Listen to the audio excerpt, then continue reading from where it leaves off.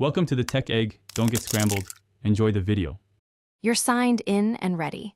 Open Settings, then Billing or Payments.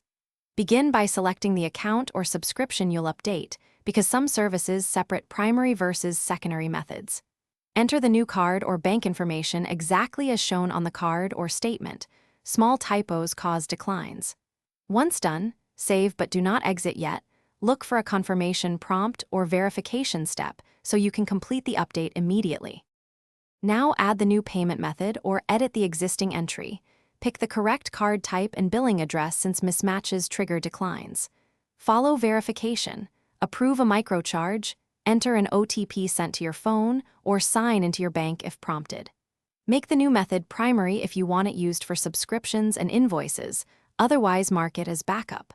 After verification, double-check expiration date and postal code to ensure recurring. Finish by confirming the on-screen success message and noting any confirmation email or receipt.